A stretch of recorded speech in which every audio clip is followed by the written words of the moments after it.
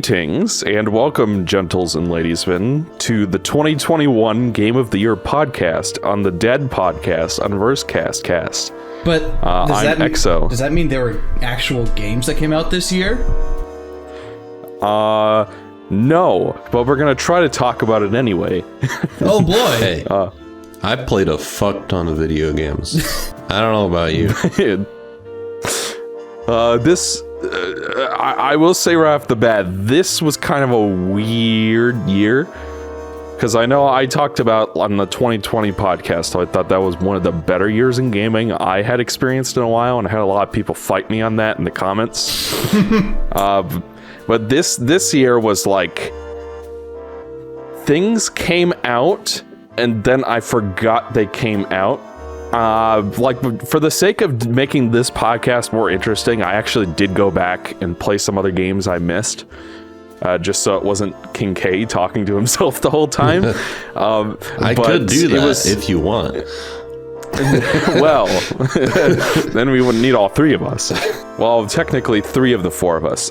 For those curious who are watching, unfortunately, Haedox could not make it to this podcast, but it seemed like a waste to not do an end of the year gaming podcast on time for once, because he hadn't played anything this year. So he would have had literally nothing to add, and he wasn't really feeling up to it. So we're gonna troop on without him, and I think it'll work out just fine. But first, let's complete the introductions, because I'm the only one who introduced himself so far. Oh yeah, hey, who's this deep-voiced Chad? How do you not know me by this point? Who is this That's man? what I have to say. I'm King K. And I'm a guy. I'm I'm Ryan. And I'm Buttface. Yeah. So, 2021 Game of the Year. And it is one of those years where, like, I looked at a list on Wikipedia of what came out this year, and I'm like, oh yeah, Oddworld Soulstorm came out this year. I don't even know what that is. I've always wanted to play Oddworld. It looks interesting. It's like what do you call, like, limbo or like cinematic platformer? Yeah. I think is the term. They're like I don't know how to explain what they are. They're like they're like platformers, Ryan, but they have sort of more. It's kind of like Castlevania 1, where when you jump, you're kind of committed to your arc. But there's also like climbing, kind of like Assassin's Creed or Uncharted or something, where you have to like climb up walls. Like Lesser the Unlikely is a cinematic platformer. That's like Abe's Odyssey. That's Oddworld, right? Yeah. Yes. Yeah. Okay. So I know that, and I know there was another game where you play as a guy with the crossbow or something. Yeah, Stranger's Wrath, which I have not played. I know that one. The story behind that, because I don't think any of us played Soulstorm. No. Right? I did play a little bit of New and Tasty this year, just because I was curious about it. When I was little, I had Munch's Odyssey for the Xbox. My Xbox, which is now fucking broken and requires a trace bypass because the goddamn traces on the bottom of the motherboard corroded after I installed the $100 HDMI mod. But the Munch's Odyssey I played as a kid. I played a little bit of it in 2019. I think that one's probably my favorite Oddworld game because it's in 3D and it makes the game play a lot better. What I played of New and Tasty, which has like a lot of optimizations over the original, there's still some weird design choices in it that they didn't iron out. But yeah, it's like you're the messianic savior of your race of the slave class, and in this, because it's basically an allegory for capitalism, where like the octopus people that wear suits are like the bourgeoisie, and then the Meducans are the proletariat, and they sort of have their little uprising. Yeah, that's how it's pronounced, I think. I've just never heard the name of them before. That's funny. And so basically the idea is Abe stumbles across this plot to turn the slaves into food because they've overhunted and overfished every other non-sentient species on Oddworld. So he tries to escape and basically undergoes a spiritual journey to discover his true messianic powers. And yeah, I got as far as, I think I finished the Scrabania Temple. I didn't stop because I hated it or anything. It was more like I was in the middle of working on the Zero Mission review 100 years ago, and I just took a break to play that for a bit, and then I just never went back and finished it. But I enjoyed what I played enough. It is one of those games where, depending on how irritable you are, it can be pretty frustrating. One thing that they did improve over the original is that the original does not tell you where the checkpoints are, and will if you die, Lord knows how much you will have to redo. And that's something I think they fixed in the PC version. And then in New and Tasty, they just straight up have very obvious checkpoints in the level, which I appreciated. But I heard that Soulstorm was kind of a dumpster fire. I think it was a Unity engine game. Oh. Well, I mean, I use Unity all the time. I've actually made friggin' games in it. So I know it pretty well. But evidently, Soulstorm was pretty glitchy. I think Sony funded development for it. So it was a PS5 launch title. No, it was a PS5 title this year because PS5 came out last year. I think there was also a PS4 version, but I don't know how good it was. And supposedly it was just kind of it took us over 20 years since Abe's Exodus to get a brand new game in this style, and it seemed to not learn anything from those 20 years since. This is just me going off what I read in reviews, so I don't know. Yeah, I watched a review by Writing on Games. I don't know if anybody's heard of him. No. He's a friend. I remember him saying he went back and played the original, and Soulstorm is a bit more it's less subtle about what it wants to say and shit. So I guess the general impression is that it's not great, but I don't know. That's all I've heard about it is from one guy. So I don't know. Yeah. And I've never even heard of it. I've always wanted to play the original though, because the world fascinates me. So you'll probably have a better time playing New and Tasty because I've played both of them. I haven't finished both of them, but I have played both of them. And New and Tasty is way more beginner friendly. There's a lot of stuff in the original Oddworld that is just that it feels like it was designed to be tedious on purpose, which might have been the deliberate angle, considering that they're trying to, I don't know, but I think you'll enjoy New and Tasty more. But anyways, I know, King K, I know that you played more games than I did. I put a list of games that I played in the chat. So I don't know what we want to talk about first. If we want to start with games that all three of us played, however few that would be. I think we all played Persona 5 Strikers, right? I played it for about 4 hours. I also played it for... I'm honestly surprised I never finished it, but I'm in the second... They don't call them palaces, do they? What do they call them? Jails? Dungeons or something? I don't know. There you go. They're not very subtle with it. I'm in the second one of those. Evidently, I got way farther than you guys did, but I still didn't finish it, and we can talk about that.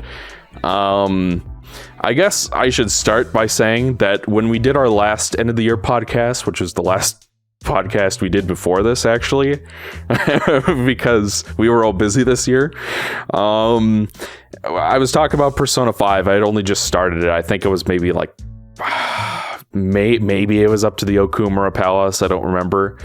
But I hadn't finished the game. Now I have. I would probably say, because technically Persona 5 is a game I played this year and not last year when it came out, the Royal version at least. Persona 5 Royal is probably the best game I played all year. Even if it didn't come out this year, where like I think I can see the problems with the base game, because like I said, we hadn't finished it the last time we talked about it, and I was like, why do people like 4 more than this one? And you guys couldn't say it out loud because it would spoil things, and I understand more about why someone might prefer 4, but personally, the gameplay improvements make the complete difference for me, where I would much rather replay 5, even though it's longer, because it has actual level design, more interesting bosses. Right? You played Royal, right? Yeah. So I'm not gonna say Royal is like a 100% upgrade, but like because I consider Royal like comparable for me to 4. I think what I was mostly talking about was base P5, which lacks a lot of the quality of life that was in Royal. Like, it still has a lot of quality of life on 4, but Royal like added a lot fucking more, and they fixed things that didn't work fundamentally about the base game, and they gave it the extra story stuff that like somehow felt like it slotted in naturally, which I was afraid it wouldn't. So it kind of like elevated everything to like, I kind of put them 4 and 5 are, I guess 4G and 5 are on like the same pedestal, even though 4 edges out, but that's just for personal reasons. But so like what quality of life stuff specifically are we talking about? So let me pull up a list real quick, but off of memory, there's I know that in the original, ammunition was almost useless because it didn't restock after every battle. Really?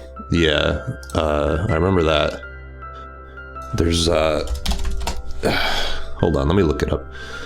There's stuff like certain characters didn't have social links, like our favorites, Akechi. I was gonna say our favorite sad boy. He did not. Well, he did, but it was story based, so you may as well not have had one. So it was like Nijima. Yes. Let me look real quick.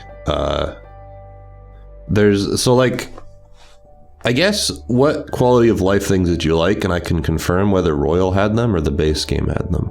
I have heard that the Okumura Palace was changed in some way. Like, I know for a fact the boss is different, and they made it worse somehow. Well, the boss, I guess, is worse, but to be honest with you, having played both of them, I don't know. I mean, I never thought the palace was that annoying to begin with, so I couldn't speak on that one, because I'm an outlier. Yeah.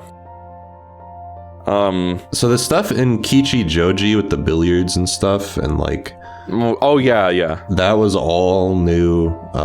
There's I think there's stuff like some personas were added, and there's like this is not a very comprehensive list I'm looking at, sorry to say. There's gameplay additions. That's what I was looking for. So Mementos, that's one of the Mementos fucking sucks in base P5. The way that they added more music. Yeah, so they added music to make it like Tartarus, where it like evolves. Wow, there's my cat, Cameo. They added. I hate Morgana. What? I'm sorry. My cat. It's funny because my cat looks like Morgana, so sorry. I know we've had this conversation on Twitter before, like not liking Morgana. I'm like, I don't know, he's fine. I love Morgana. You know what, Ryan? I think I'm on your side, at least closer to your side. Where like I liked the fact that he was kind of like the experienced one, teaching everybody what to do. The problem comes in the fifth palace cycle, where he leaves the team for 5 minutes and comes back. Oh, yeah. It just seems like a rushed character beat. I think his kind of character type really bothers me in fiction for some reason. I don't even know how to describe what he is. He's like he's just really annoying. I don't like, and I never felt like he grew to the point where he became less annoying. I don't know. I really hate his arc, quote unquote, that happens. It just, I don't know. Everything about, every time he speaks, I want to punch him. That's my boy. Yeah, I don't feel that way at all. But then again, I've gotten annoyed at arbitrary things myself, so... I know people who hate Teddy, and Teddy's like my favorite. Yeah, I don't agree with them either. Because Teddy was hilarious. I love Teddy. Persona 4 is definitely funnier than 5 is. I'll give it that.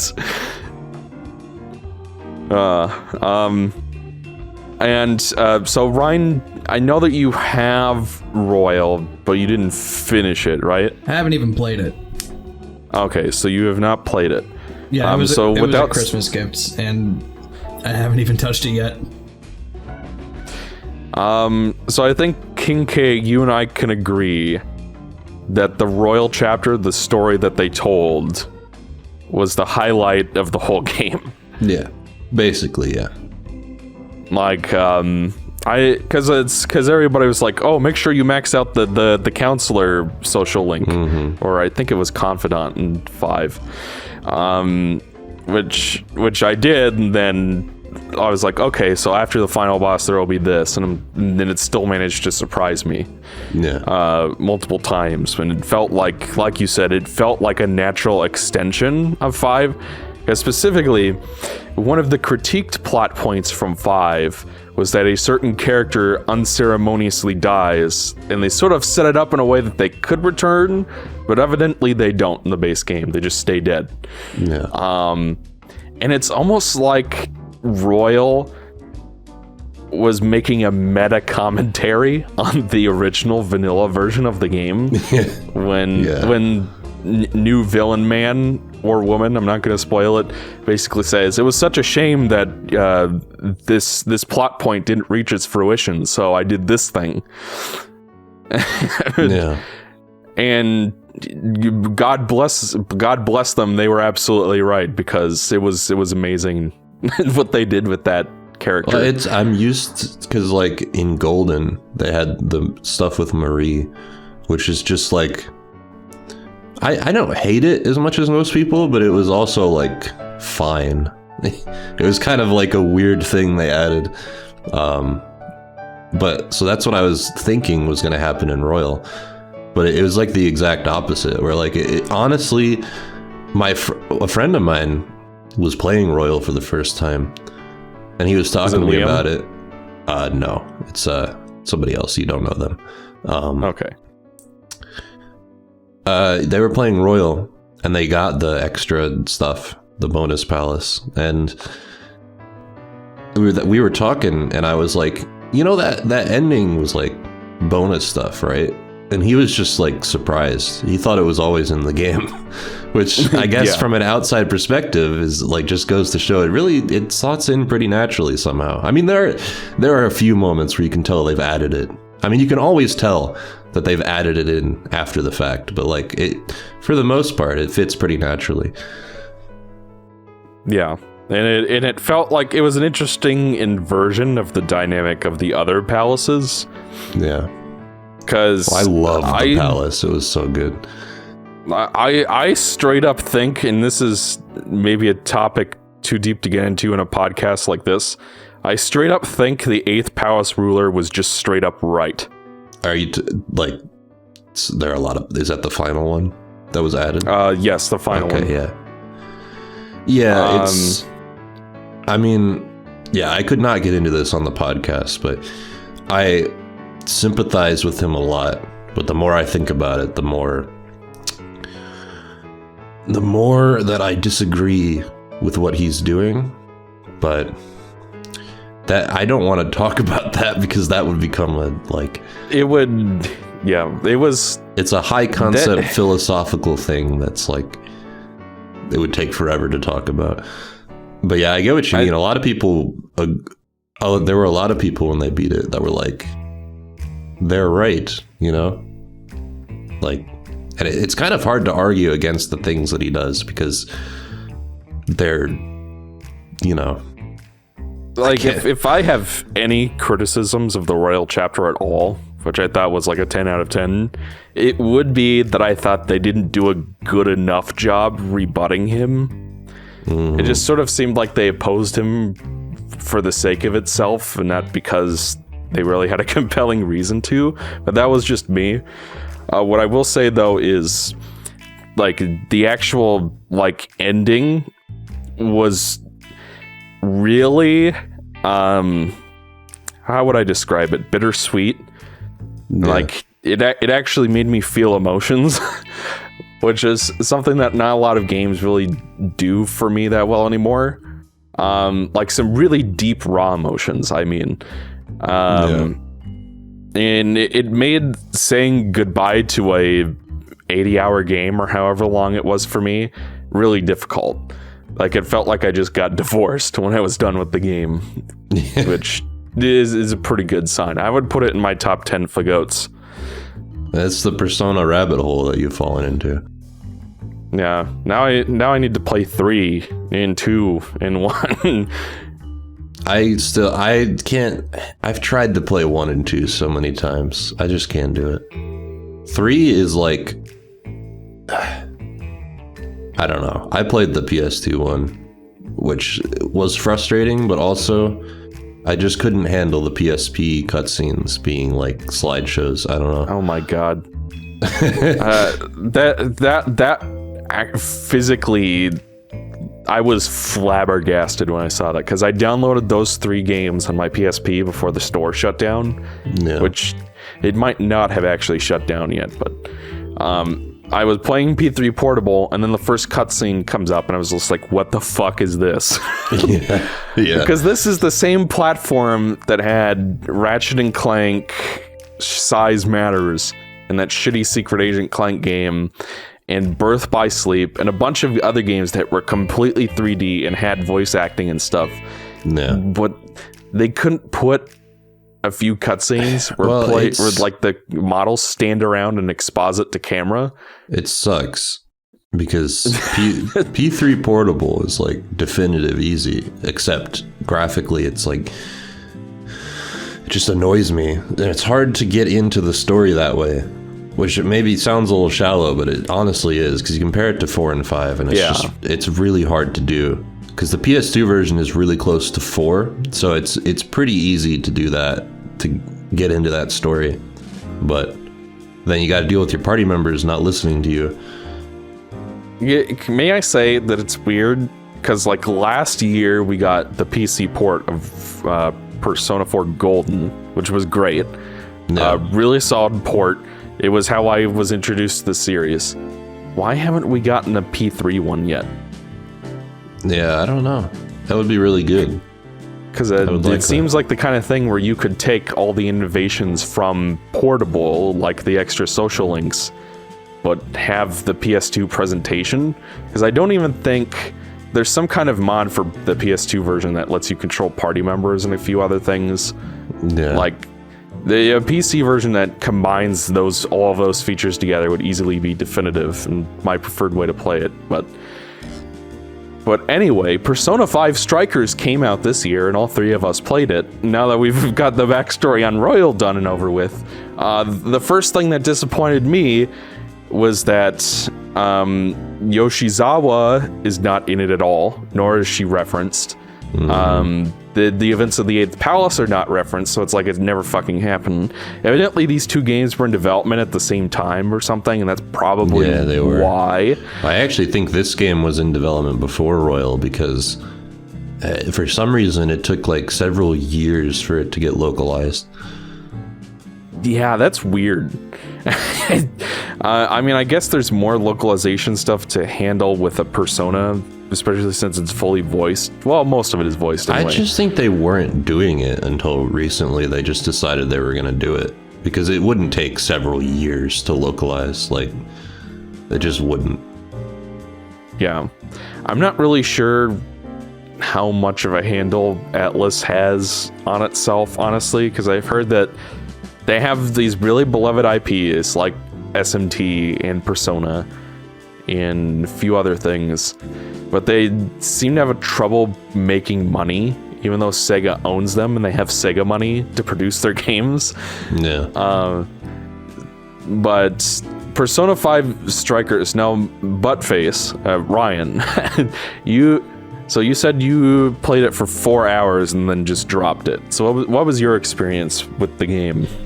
Honestly, I can't even tell you why I dropped it. Like, I played it, and I thought it was kind of nice because it picks up from the original, like, vanilla P5's ending. That's the one I played through and beaten. And, like, I remember feeling kind of, I don't want to say nostalgic, because, like, that game came out, like, 5 years ago. But it was like, oh, wow, you know, it's these guys again. And I haven't seen these guys in like 5 years. And it felt kind of like sweet and heartwarming and everything. But I think, and I don't know how much of this is the fault with the game, or if it's just, you know, maybe I have my expectations somewhere else. But I think a lot of the fun of Persona 5 was the whole, the social aspect where it's like you're going to towns and socializing and stuff like that. And maybe there is stuff like that in this game, I don't know. But it felt like as if, like, the 4 hours that I put in, the combat was really boring, and it felt like as if this was supposed to be the majority of the game, and it is. Yeah, like, it just seemed like as if the stuff that I liked about Persona 5 isn't here. Like, it's got like the same type of music, the same kind of like graphical style. The UI design is still really cool and everything like that. The characters seem to be, you know, the same. So they're not like written differently or written weirdly or anything like that. So that's nice. But I don't know, just nothing about it grabbed me. And that's kind of a shame. It kind of felt more like a side story too. So in King K, you only got up to the second jail, right? Yep. Did you finish the first jail, Ryan? Do you remember? No, I did not. Okay. So I got all the way up to the final dungeon. I made the mistake of playing the game on hard, which certainly makes the combat more interesting since it's harder, but it also kind of exposes how flimsy it is. Because there are a lot of, like, the bosses, and there are tons of mini bosses too, where they're just shadows that have, like, the longest, as Metropolis Zone would say, a health bar so long it gives his third leg a run for its money. Where it's just like you were hitting the boss over and over and over again, and it does like no damage, and the bosses go on for like 10 minutes, and if you die you have to do the whole fucking thing again. That sounds like a game I played a game I played this year. It's like the shitty new Okumura boss from Royal, which was shitty and terrible. The story and the character, I won't even say the story, the characters were the best part. Because like you said, Ryan, you're hanging out with the Phantom Thieves again, and they have the same personality, and you get to see them in new situations. Like, I don't think either of you guys got this far, but there was like a subplot about how they didn't want Haru to drive the RV. And it's like, you don't know why at first. And it's like Makoto is like, oh no, I can drive Haru, it's okay. And then partway through, it turns out it's because Haru is a speed demon and just a mad woman on the road, which is such a great character detail, and I love it. And they never let her drive again. There's a new character named Zenkichi, or Gramps as they call him. The game is hilarious. Like, the writing, the moment-to-moment writing, and just the character dialogue is on point. It's hilarious. It's about as funny as 4, I'd say. And it's just kind of fun to watch these characters go on vacation together, essentially. Basically go to all these cities throughout Japan, which I learned a lot about Japan from playing this game. Like, that apparently Osaka is famous for its cuisine. That was not something I knew. in terms of the actual overall plot, it kind of suffers from a problem.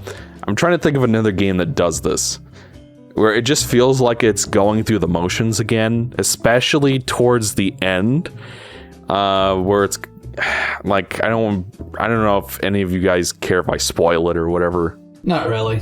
I mean, I will finish it, so I do kind of care. Oh. I guess I'll spoil it. It's pretty predictable, is what I'd say. Like, whatever your best guess is as to who the ultimate antagonist is probably right. It's Morgana. No. Fuck. Though I think even for as much as King K hates Morgana, he probably would not have guessed that. No, probably not. There were some kind of interesting concepts for the jails, at least. Like, the second one is Dungeons and Dragons theme because of who the palace ruler is and how they made their fortune. It's kind of interesting what they did with the antagonists in this game, because it's like, with the first Persona 5, you have like the very first ruler is Kamoshida, who is an unrepentant bastard who sexualizes minors and abuses his students. And then you go to the second game and you have Alice Haragi, who is like, she became an abusive person as a result of being abused herself. Like, it's sort of like they took the, what the hell would you call them, labyrinths from 4 and the palaces from 5 and kind of split the difference, where you have a person who does awful things, but it's because of abuse and psychological problems they've suffered in the past, like 4. And I thought it was pretty interesting for the most part, and the way that they sort of take a character from the main cast and sort of have them connect with the ruler, and that's sort of, because like Anne in the original is pretty boring. Well, not maybe boring's the wrong word, but her and Haru felt like the most underdeveloped characters of the main cast, if that makes sense.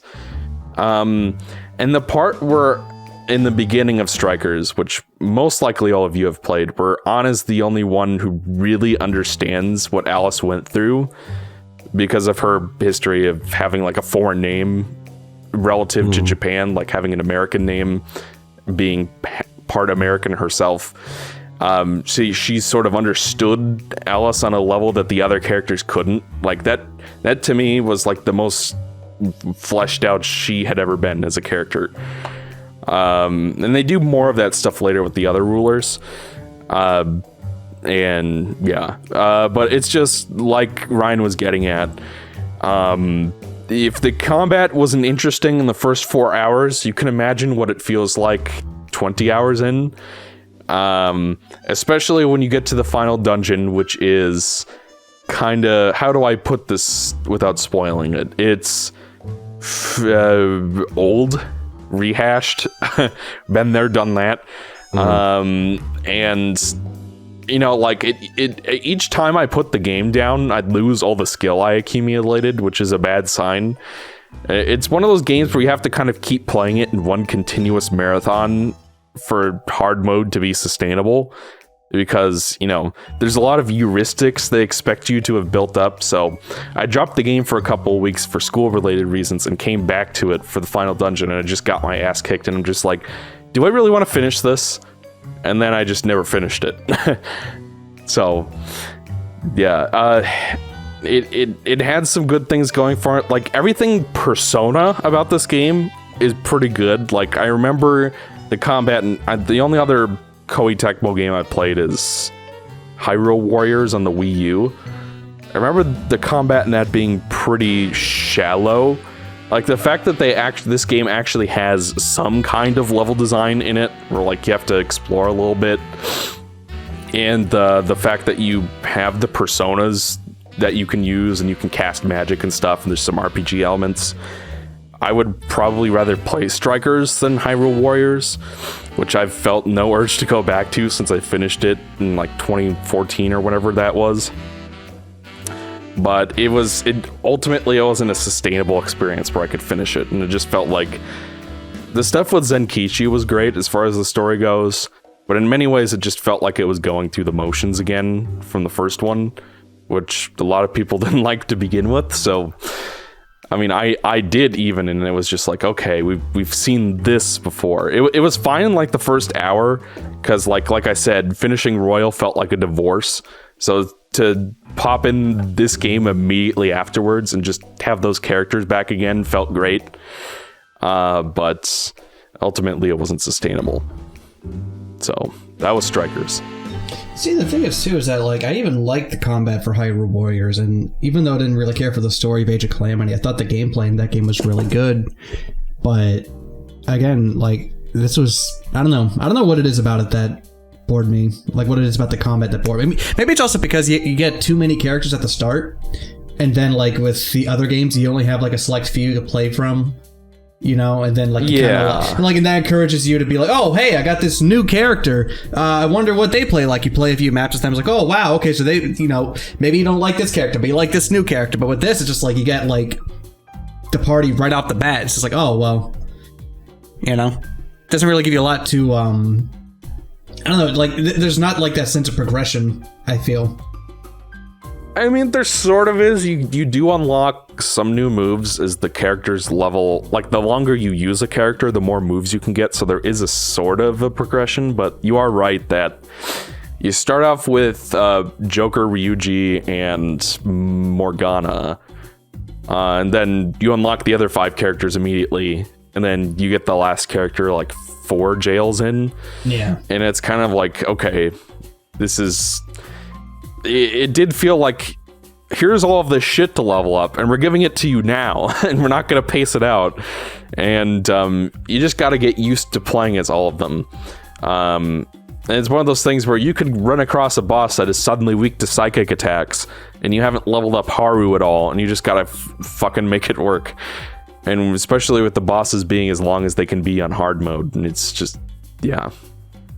So that was Strikers. I went first.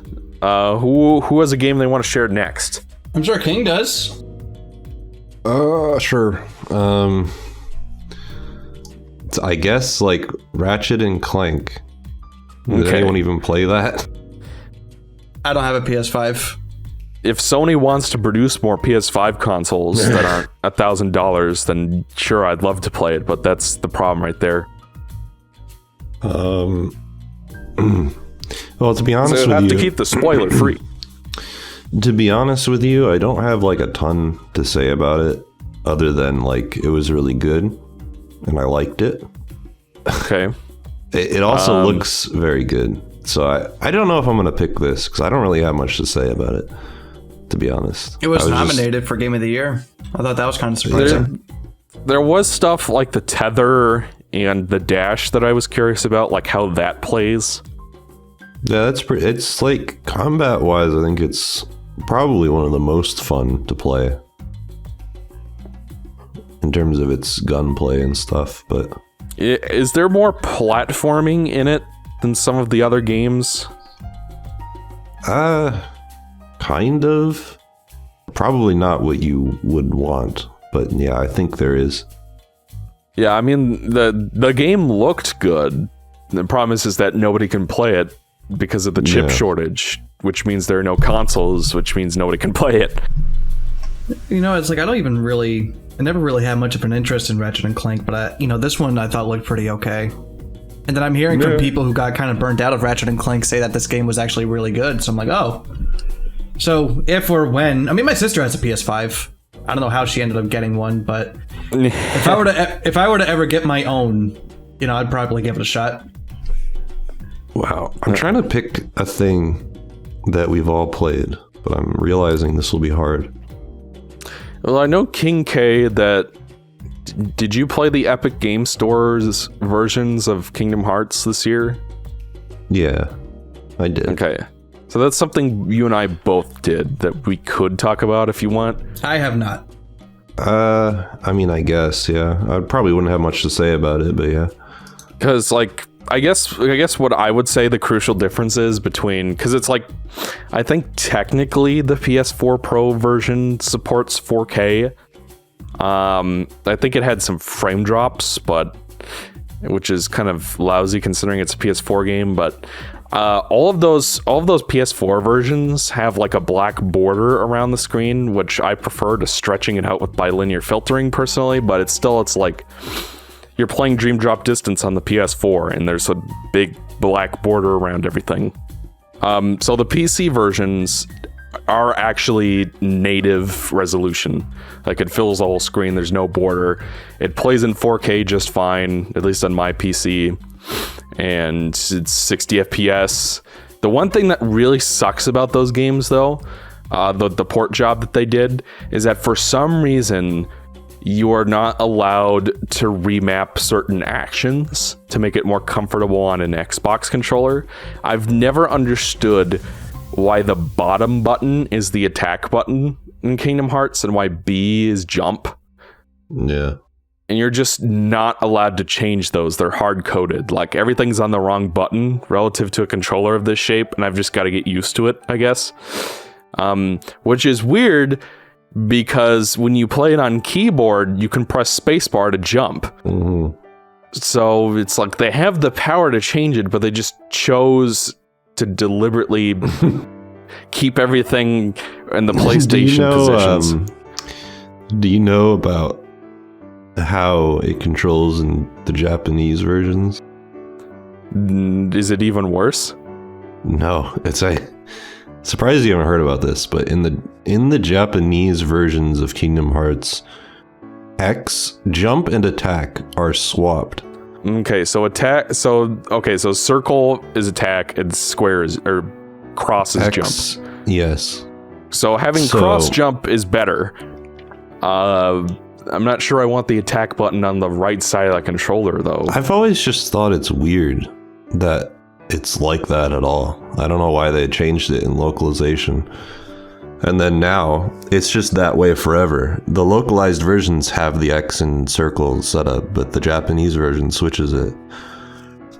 I think it's because of the menu, the little mini menu in the bottom left corner of the screen where you select your actions and stuff. Like, they wanted you to press a confirm button for that, which means that if you press X while it's on attack, you attack. But I feel like attack should have its own dedicated button or something. Like, I actually, not to go back to Strikers too much, but I actually thought that the way that they handled the spells in it was way better than Kingdom Hearts does it. Where, like, first of all, you hold a button, you go into a menu, the game, like, goes into slow-mo, which Kingdom Hearts 3 had, but no other game did. And then you can pick your spells, and you can take as long as you want to do it. Whereas Kingdom Hearts will just give you this giant menu that's always on the screen 24/7, and it's like trying to dig through it while people are trying to kill you is just like not conceivable. Which is why they had to always give you all those shortcuts. Part of the reason I wanted to talk about Kingdom Hearts on PC, like generally the port jobs are fine. I didn't have any crashes or anything, no graphical glitches, it ran perfectly well, is because I replayed both Dream Drop Distance and Kingdom Hearts 1 this year. And historically, I've been a defender of Kingdom Hearts 1, like as one of the better games in the series, but going back to it again, oh my god, was I wrong. That game has not aged well at all. The biggest problem being the level design, I think, where it just feels like Deep Jungle, it just blows chunks. Or it's like the player guidance in Kingdom Hearts 1 is absolutely abysmal, where it's like you never know where you're supposed to go, and they make you revisit the same 4 rooms over and over again in arbitrary orders. Like, there's a part in Atlantica after you unlock Ariel as a playable character, and I think you're looking for the Crystal Trident or something, and the game just sort of expects you to figure out what to do, which is to ride a dolphin through a current to go to a secret room. And there are absolutely no hints from NPCs or any sort of guidance to tell you that that's what you're supposed to do. And it's just, there's so much of that shit in Kingdom Hearts 1. This is why I've always been surprised that you defend that game. Because there's so much shit in it that I feel like would piss you off, like, royally. But another thing that I really hated about it is that there's this thing with the enemies. Because, like, I've always hated the Zigbar boss in 2. Because it felt like once you get him 75% down, you just arbitrarily can't hit him most of the time. Like, you can shoot magic at him and it just won't damage him. There's a lot of that shit in Kingdom Hearts 1, where enemies will, like, fly just barely out of your reach, or they'll, like, the shadows will go into the ground and then you just can't fucking hit them.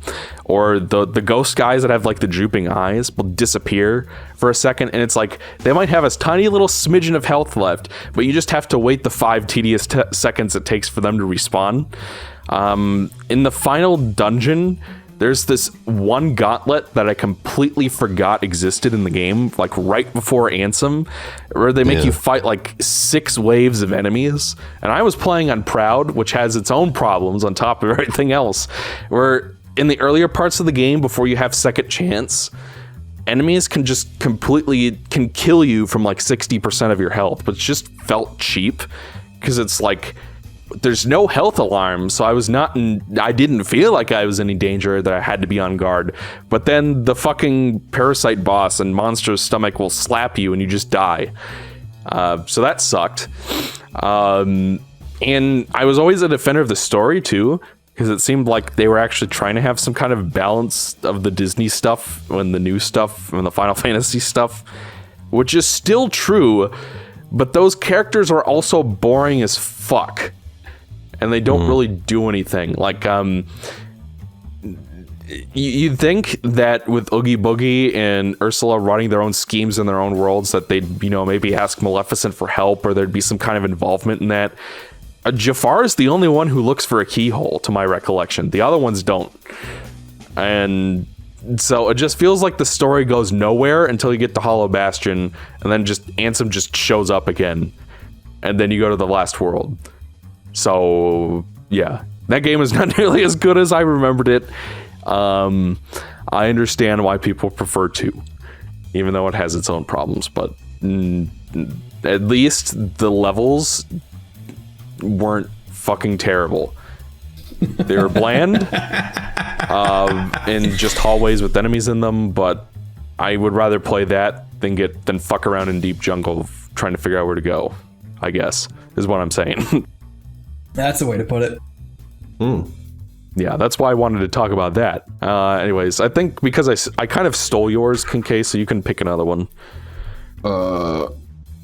This is hard because most of what I pick, nobody's going to have played at all. I guess I played Skyward Sword HD. Anybody else play that? I did a video on it. Oh yeah, you did. That's right. So which means all 3 of us played it. Yeah. So that's a good pick. Cool. I thought that is pretty damn good port with some good quality of life changes that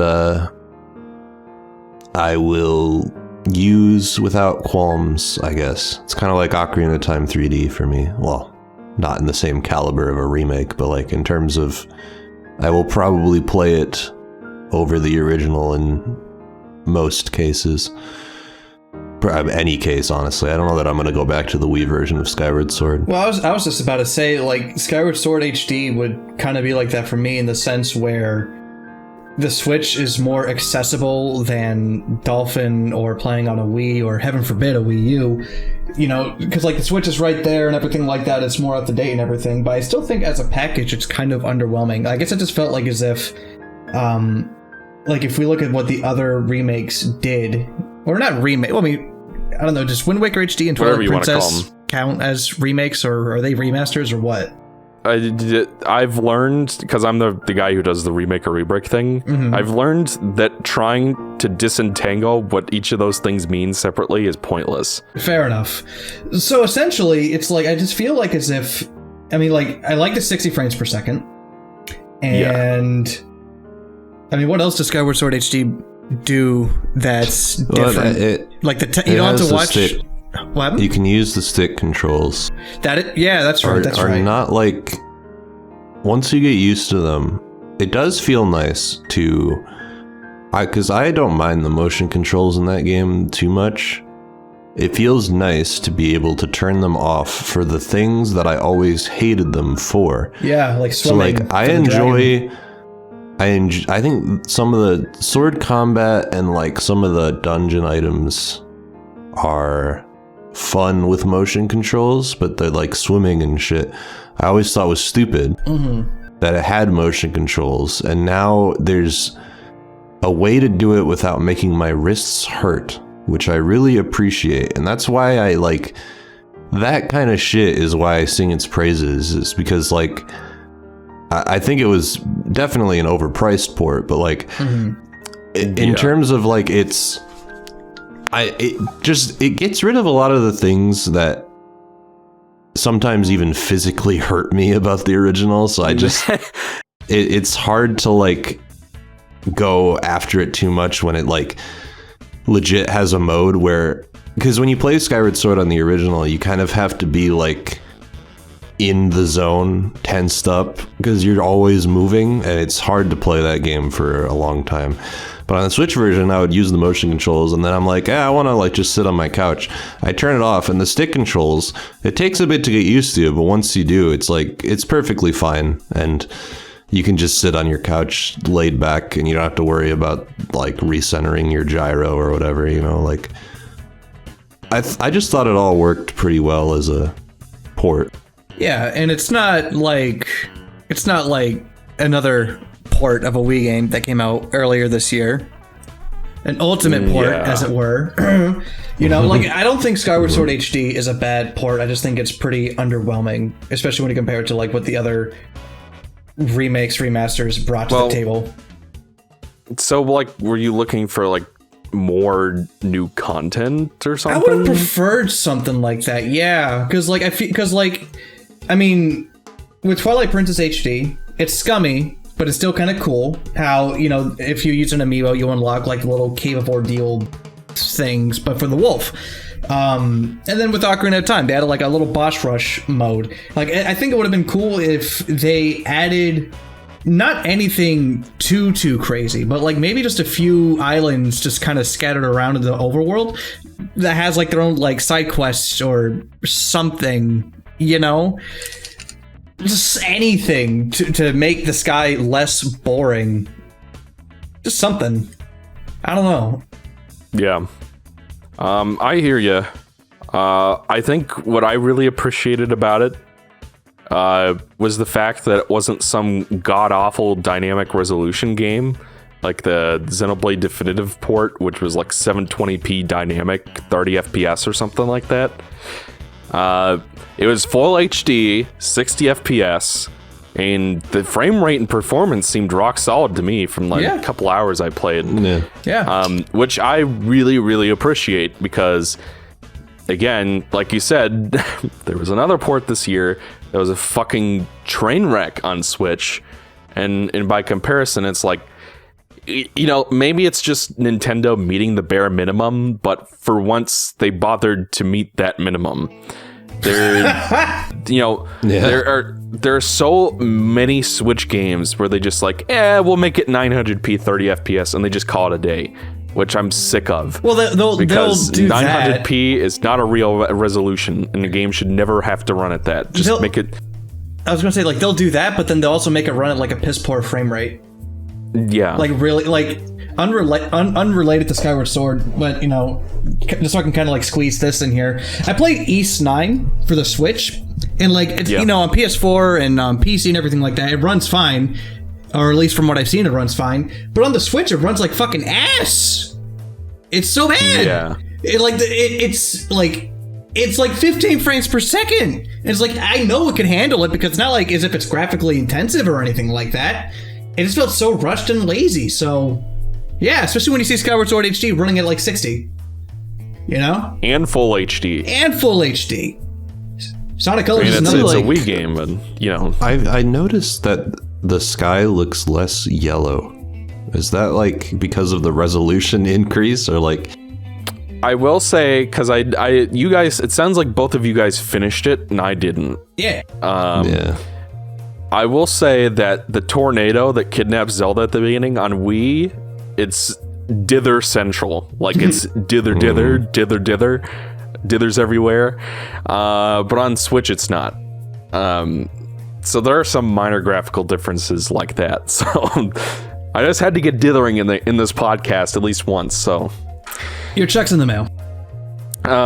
Yeah, I will say that the motion controls, because like I know King K asked you about this when I did that shitty Kaizo Seed streams last week, about the motion controls, and I don't know why it is that Nintendo thinks that people want to stand up and play video games with motion controls, because nobody wants to fucking stand up while they play video games. It's just never not going to happen. But the motion controls seem to expect you to move your entire arm. Really? Like from your elbow. Like if you want to swing your sword, you have to the fulcrum of that lever has to be your elbow and not your wrist. They're different from the Wii controls. Definitely.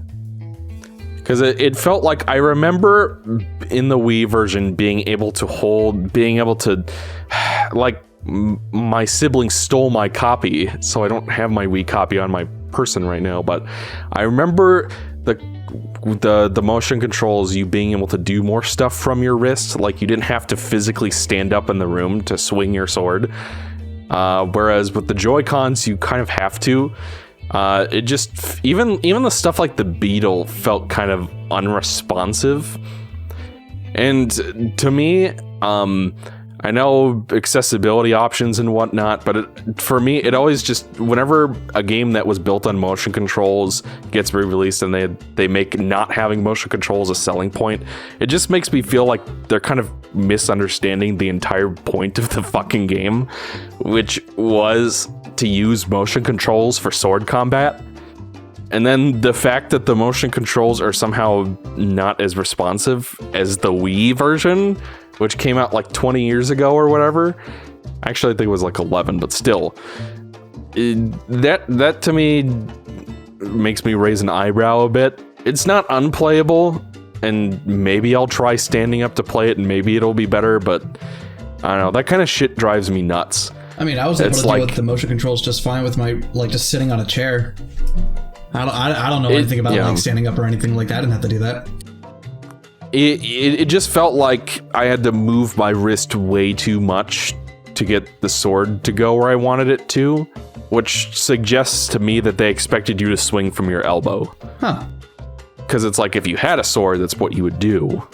You would use your elbow as the fulcrum, and that would give you a wider range of motion than your wrist. But when you're sitting on a couch and you have like armrests and stuff, you can't really swing your arm up and down. So I would want to do that from my wrist, because that's the center of gravity that works for that use case, but you can't do that. So I don't know. But what I will say is, after playing that shitty Kaizo Seed, that was fucking terrible, that you guys can all watch this playlist to see.